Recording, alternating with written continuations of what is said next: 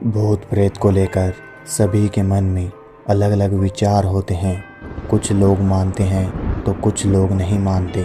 आखिर किस पर विश्वास किया जाए और किस पर नहीं, यह आपका एक व्यक्तिगत फैसला है। इस विषय में दोनों ही विचार रखने वाले लोग अपनी अपनी जगह पर एकदम सही है। लेकिन दोस्तों, हमारा प्रयास केवल इतना है कि यह कहानी आप तक पहुँचे। अब आप इस पर विश्वास करें या ना करें, यह आपकी सोच पर निर्भर है।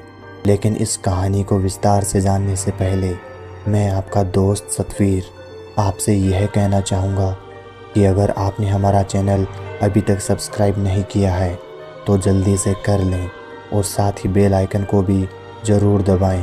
तो चलिए बढ़ते हैं हमारी आज की कहानी की ओर। ये कहानी है पिपराली गांव में रहने वाली अनीता की। उन दिनों अनीता के एग्ज़ाम चल रहे थे।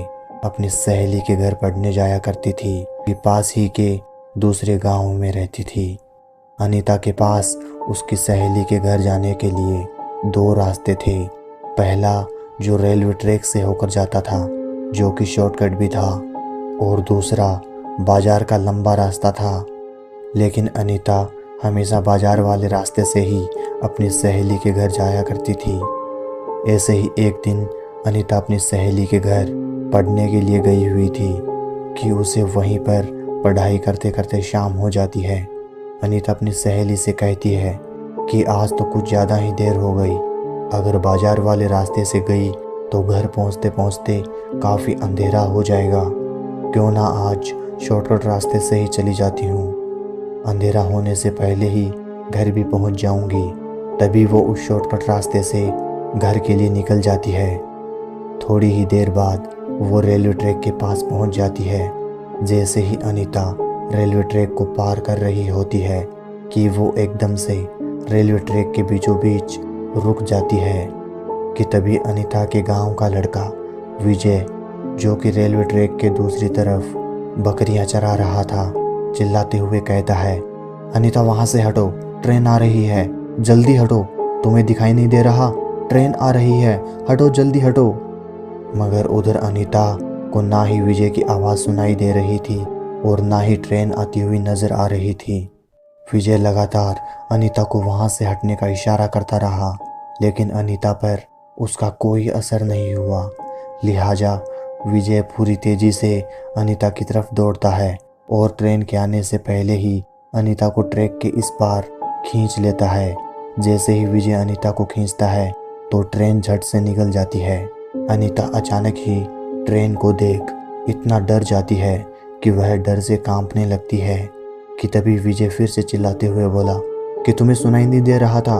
मैं कब से तुम्हें चिल्ला चिल्ला के कह रहा था कि हटो वहाँ से, ट्रेन आ रही है। इतने में अनीता रोने लगी और रोते हुए बोली कि भैया, मुझे तो आपकी आवाज़ सुनाई ही नहीं दे रही थी, ना ही ट्रेन दिखाई दे रही थी। तभी विजय पूछता है, तुम वहाँ रुकी क्यों थी? तभी उसने बताया कि मैं वहाँ पर बेसुध सी हो गई थी कि मैं रेलवे ट्रैक पर कब पहुँच गई पता ही नहीं चला। अनीता अभी भी घबराई हुई थी, जिस वजह से विजय उसे घर छोड़ देता है।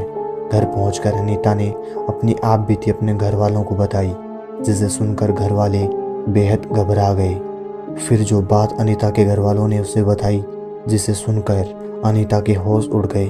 उन्होंने बताया कि दरअसल वो रेलवे ट्रैक भूतिया है, जहाँ कई साल पहले एक बारातियों से भरी बस ट्रेन की चपेट में आ गई थी, जिससे उन सभी बारातियों की दर्दनाक मौत हो गई थी। और उसके कुछ दिनों बाद से ही उस रेलवे ट्रैक से देर रात नाचने गाने की आवाज़ें आने लगी, मानो जैसे कोई बारात आई हो। उसके बाद अचानक ही उस रेलवे ट्रैक पर एक के बाद एक मौतें होने लगी। जो ऐसे हादसे से बाल बाल बच गए वो बताते हैं कि रेलवे ट्रैक पार करते समय ना ही तो आपको ट्रेन दिखाई देगी और ना ही ट्रेन की आवाज़ सुनाई देगी, जिस वजह से आप ट्रेन की चपेट में आ जाएंगे और आपकी मौत हो जाएगी। ऐसी घटनाएं बहुत से लोगों के साथ हुई है और आज भी हो रही है। तो दोस्तों, इस वीडियो में बस इतना ही। अगर वीडियो पसंद आए तो लाइक शेयर करें और चैनल को सब्सक्राइब कर घंटी के बटन को दबाना बिल्कुल मत भूलना।